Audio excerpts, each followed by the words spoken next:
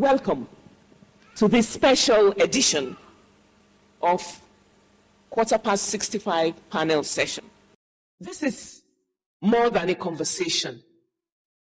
It's a bridge between our generation and the generation that's coming after us. It's a platform, and I'm sure you'll agree with me today after you hear all the voices speak, that there's a lot of wisdom that our elders have and that we need to pay attention to. My name is Dr. Stella Oluwarotimi Ayamaradogu. I'm your host for today.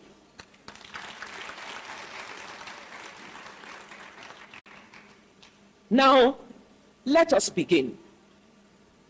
We'll start with the medical doctor. And if anybody has anything to say, you can just raise your hand. I think our moderators, our MCs can go around and have people just make comments as we go along. Sir, you're very welcome. With limited access to geriatric care in Nigeria, how can families detect and manage age-related illnesses like hypertension, arthritis, dementia, diabetes, before they become life-threatening? Thank you very much. Good afternoon, everybody. It's a big pleasure to be here today, and thank you once again for inviting me. My name is Dr. Bayo Ayodele Ogunbayo. Medical scientists in the past used to say that whatever challenges you are likely to have at the old age will definitely start giving signs from age 40 or thereafter. There is no saying different thing from this. The only way out to know your age status is to continually do a medical check. The impression in the past that until you are sick before you visit a hospital is totally unacceptable. That is number one.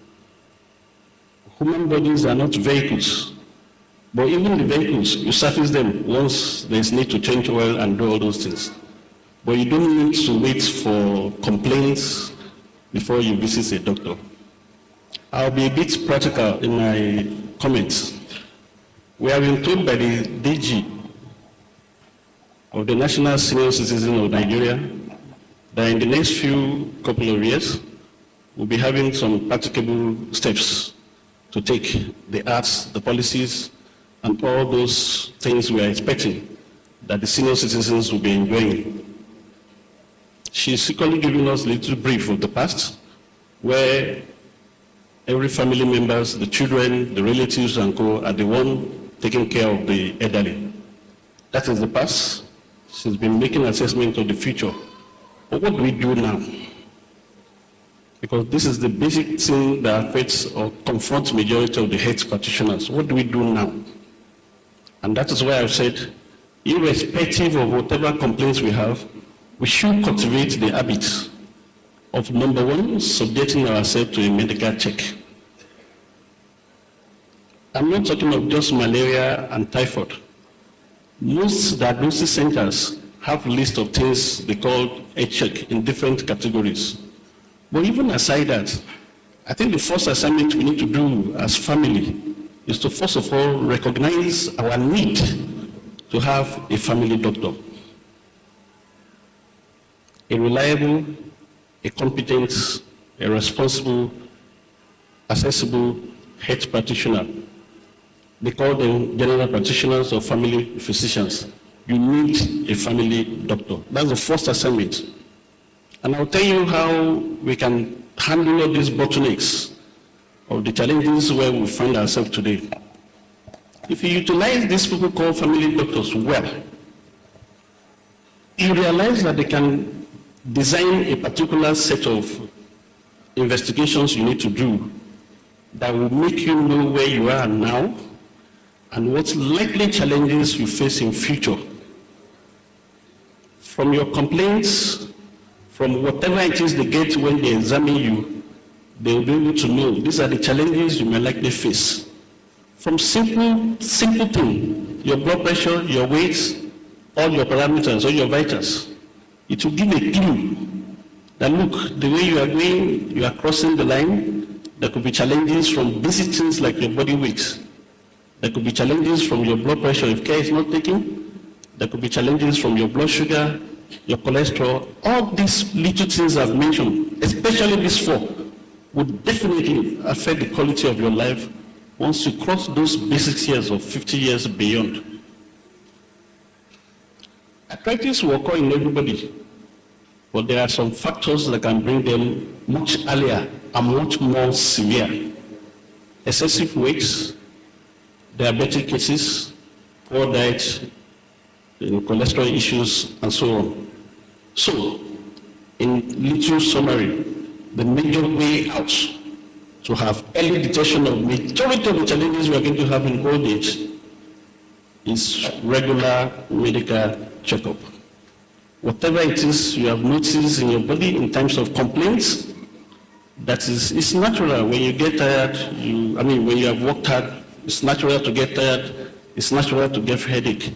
But the moment these symptoms are becoming continually, almost every now and then, it's a warning sign to the body that something is wrong. I'm not talking of just patronizing the pharmacy. Malaria is everywhere. This is tropical environment. We may equally at one time or the other one have typhoid, but there's nothing bad. Even if it is once in a year, subject yourself to a medical checkup. I'm talking of a fairly comprehensive medical checkup. And this is the way it goes. When they do a comprehensive medical checkup, we agree the bulk of the test may be normal, but a few areas where there are challenges, it will equally give you a pointer to what you need to do. Do you need a change of lifestyle? Do you need medications? Do you need any other things to do? They will give you a warning. That's one. Number two, there are certain challenges that occur in families. You have parents that are diabetics, you have the one that are hypertensive, you have the one that equally have series of cancer cases, or arthritis, all these challenges. These are warning signs to us that we must even take that medical checkup more important than the other ones that don't have such complaints. But the hallmark of the fact that the major way to go and discover early enough all these medical challenges is to do a medical check. This way, we'll be able to detect on time, and possibly we'll spend less. There will be, most of the time, less medication to take, and the outcome will be a lot better off than in other more severe cases. Thank you very much, Doctor. We are going to do a very strict time management here, and I think we've heard what the physician has just said. And if we try to hide behind, now so my body they do me, if I just rest small, everything will be okay. But the expert is saying it's not as easy as that. You need to pay attention to what your body is telling you. Thank you very much, Dr. Bayo. I wanted Mrs. Florence Wanchiku to take on the next question. And that is, how do we manage the silent emotional toll of aging? I'll still ask you another question, but this is just in addition to, it's a follow-up to what Dr. Bayo said. How do we manage emotional toll of aging? Grief, regret, memory loss, especially in the senior citizen who have no one to talk to or to care for them. Thank you. Talking about emotional issues, more often than not, these problems begin from childhood. Childhood trauma sometimes lead to adult issues. When these issues are not contained at an early stage or addressed on time, we begin to experience a lot of problems in adulthood. So that is key. We need to do all we can to watch our kids. For instance, I'm particularly interested in teenage issues because it's because of the children, the younger people, my experience with them, that I'm really, really keen in this program because, like I said, bridging the gap, we have to do something. So from childhood, we have to begin to address certain issues. So parenting is very, very important. This is part of it. We have to be intentional in parenting, and do all we can to connect with our children, to know them, not just educationally. Whatever concerns their emotions, we should begin from childhood to know who our children are, so that you can address certain issues as they, grow, in life. So that being said, there are a lot of challenges in the society, and as we grow older, they are more difficult to handle. We have to actually, but sometimes seek professional help when we have emotional issues. Professional help is important. Then we have to reduce as much as possible stress. Stresses that are avoidable. Stress in life is a certitude. We cannot do without stress, but there's good stress and bad stress. So we have as much as possible to reduce stress level. Not to bother so much, worry so much, worrying about things we cannot change. A lot of the times we worry, particularly about maybe our children who have left us and all that. We are worrying, and this is affecting our hormones and everything. Our BP keeps rising. Even me, I'm guilty even as I stay here. I'm worrying about children because parenting is a long life affair. So we keep worrying. So if we stop worrying so much, surrender things to God, believe in Almighty God to take care of our issues, that will help us to reduce stress level in our lives. Thank you very much. We'll come back to you because we'll want to talk about mentorship and also want to talk about how to really raise children, because one of our wisdom partners, the people that we've interviewed, have talked about how to raise children. Now, before I come to the National Center and what they're doing, let's ask the Union of Pensioners. Issues about pension has been in the limelight for a long time. And yesterday, Mr. President was talking about free medical service. We are yet to understand how that will be operationalized. Why does pension disbursement remain such a big issue in Nigeria? Abroad, pensioners get their pensions in the mail. Their bank accounts are credited. But this is not the case here. People come for re-accreditation upon re-accreditation and what have you. What is it that the Nigerian Union of Pensioners is doing to avert this or to minimize this issue?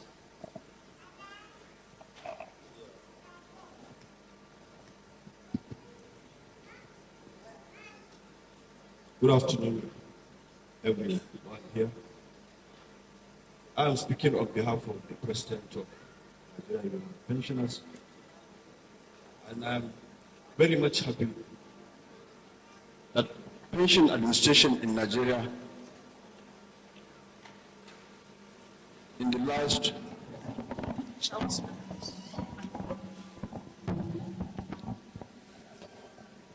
good afternoon, everyone here, and most especially the former Director General of National Senior Citizen Center, Dr. MMM Omakaro. in course of my this session, I can say more about the good job we have done with her in the last 4 years on the issues of aging. Pension administration in Nigeria in the last 30 years never went to a reform. And all the reforms of the recent reforms indeed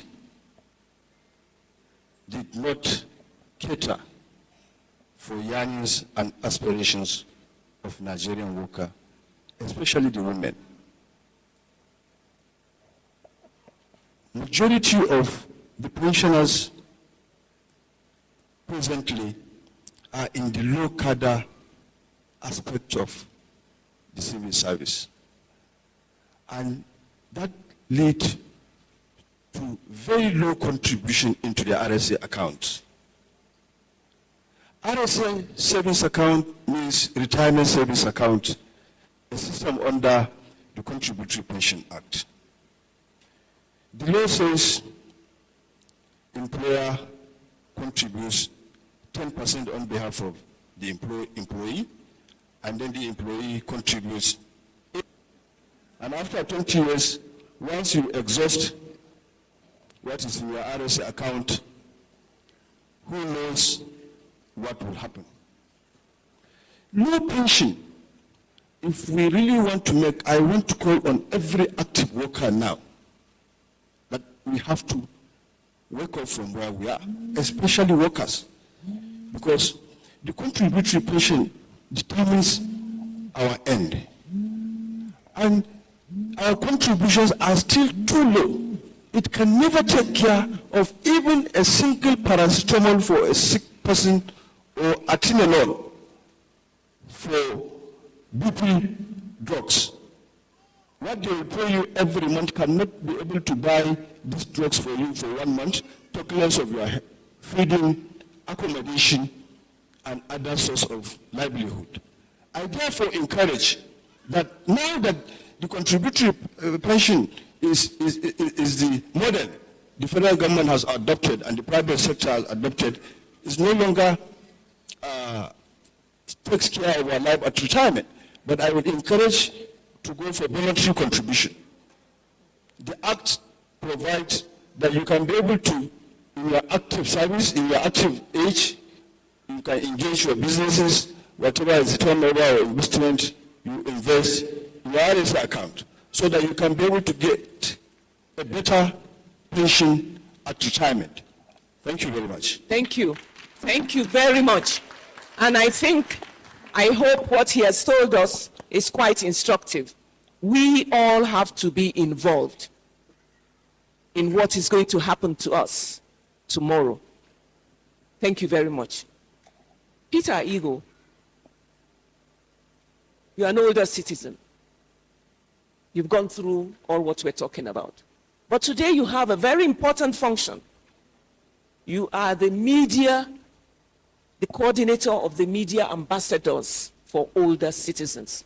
Tell us, in a nutshell, what it is that you do and how it is that you mobilize media practitioners who have retired to still be relevant. Well, let me thank Dr. Mokaro, because she dragged me into this. And she's a great lady. I think we should really give her a round of applause. I met her by accident. I invited her to one of my gatherings. We had an award ceremony, and through one of our staff, I invited her, and she said she was the DG of the National Center for Senior Citizens. I said, what is it about? And she said it was an organization set up by government. And so I said, tell me more. So I paid her a courtesy visit. And when I heard what she was doing, I said, look, I'm an elder citizen. How come I've not heard of what you're doing? So I said, you need something. You need to let the world know what you're doing. And for that, you need the media. If you don't say what you're doing, nobody will listen to what you're saying. So that's how come we joined her to celebrate one of our events. It was that event. At that event, that she gave me this badge and made me an ambassador for senior citizens. And it's important because when we came together, I saw many of my colleagues, many of them looking like my father. They had aged, they couldn't walk, they had to be carried, some in wheelchairs. And I realized that retirement was not being good to them. Many of them were idle, little pension, like you said now. One example of that, I've worked 39 years for government. I was recruited from the university. I worked from 1972 till I retired for 39 years. And my pension is 200,000 naira a month. And, but I don't just sit down and cry. I always say, he who rests, rests. If you sit down and cry, nobody will know what you're doing. Before you know it, you are decaying. Like a house left empty, you decay. So when she gave me this challenge, I immediately brought together all our broadcast veterans, all those above 60, entertainment broadcast, Joke Silva, Bimbo Loyede, all the producers, all the directors, and many of them needed to be brought, they needed company. Many of them from isolation, so loneliness, they just sit there. And but when they came together, they found that gave them a new lease of life.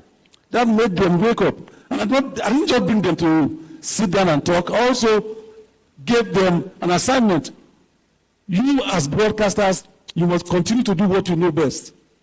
And that is keep engaging. And as we speak, we have gone to meet even those older than we are, our pioneers in broadcasting. I led a team to visit Engineer Mabuka, the pioneer DG of NTA. And we interviewed him. The program was on air a week ago. He was 90 and still going strong. We visited Engineer Wigwe, who was also one of our former DGs, whose son died in the accident. He was very happy to see us. He was over 90. But these are still active men who, because they have a positive attitude to life, are still getting engaged. And that's not because we've not suffered trauma. None of us, from what Madam there said, had gone through trauma, even as broadcasters. I recall just one quickly. One of the biggest names you all know in broadcasting is Zebediah Koligumu 430. When I brought him to open a camp for them in Enugu to produce Village Masquerade, and I went to see him one day when we were going to record, and he told me, Oga, please, I need to go and see my daughter. I said, where is she? She said she was in the hospital. So I went with him to the hospital to see the daughter, 14-year-old girl, the pretty girl. She was just smiling. And I said, oh my God, what is the problem? And he pulled me aside and said, the doctors had told him that she was going to die in 2 weeks. And there was nothing they could do. We left there and I had tears in my eyes, but we went back to the studio. Well, the show goes on. Zebediah, who just left the studio, people that his daughter was going to die in 2 weeks, had to come in front of the camera to make people laugh. So there he was giving joy to many, but he was also screaming inside with pain. And that's what most of us have gone through. But like you said, we must all learn to manage our trauma. We must all find ways to do things that ordinarily we should just not ignore. And I'm glad the doctor has said that. Know who you are, know what your body speaks. When I was younger than 60, an older friend told me, you're getting to 60 soon, learn to take baby aspirin. And I said, why? I ignored it. The year after I retired, I had a heart attack. And she told me, if you had been taking it then, I don't know about that. But anyway, it's important, therefore, to always check yourselves. Not to wait until it happens before you cry foul. Don't wait until it happens. Always check yourself. And stay connected. Make friends. Stay with friends. Be happy. Put a smile on your face. It's always nice to be happy. Thank you very much. And we are leaving the best for last. We're going to talk about the National Senior Citizen Center, which was inaugurated, or the law, the act, in 2021. 2017, but I'm talking about today and what the pioneer DG did with all the work. Now, can you tell us in a nutshell, because he said he didn't know what the National Senior Citizen Center was until he had a chance meeting with the pioneer DG. What have you guys done? What specific policies or programs has the NSCC implemented that will be of benefit to all of us here. Thank you so much. Good afternoon, everybody. Please, just to say that the Director General would love to be here, but she's engaged somewhere. That's why I'm here in the capacity to represent her.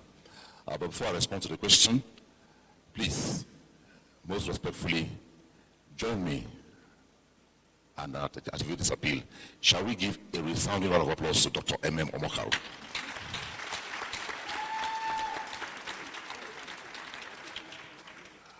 The question put across to me resonates. I use that word because she was inaugurated Director General of the National Senior Citizen Center in June 2021. No office, no vehicle, no budget, no staff, from ground zero. And in just 4 years, where we are in aging, where we are with matters of senior citizens, where we are with matters of older persons in Nigeria, the pioneering effort, the bulldozing effort, we ascribe it to her. Shall we give her a round of applause again? Just yesterday, in sustaining one of the programs she pioneered, a partnership initiative under income security with the Small Medium Enterprise Development Agency of Nigeria. We were there yesterday, led by the DG. Let me quote her words. I'm here as a homecoming to sustain what my predecessor started. And who is that? Dr. M.M. Omokaro. What are we going to do as Sweden? We are opening up a vista for senior citizens. Nigeria today, people now know that even at 60, even at 70, even at 80, so long as you are alive, you have a right to do business.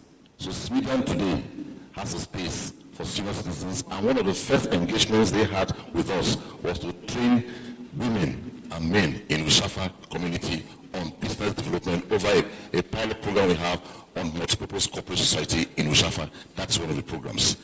That is on continuing engagement. What we are doing here right now aligns with one of the programs that was crafted by the National Senior Citizen Center under our watch, the Continuing Engagement Bureau Initiative. And I have to say here that one of the first guests of Quarterpast65 was a pioneer Director General of the National Senior Citizen Center. She featured on this program, and I'm sure if you take a closer look back, she spoke glowingly about most of the things I'm going to say now. Still under Continuing Engagement Bureau Initiative, Dr. Peter Gutierrez, on my right, is the National Coordinator of NSCC Goodwill Ambassadors for Age-Friendly Services and Elder Justice and Age-Friendly Services in Nigeria.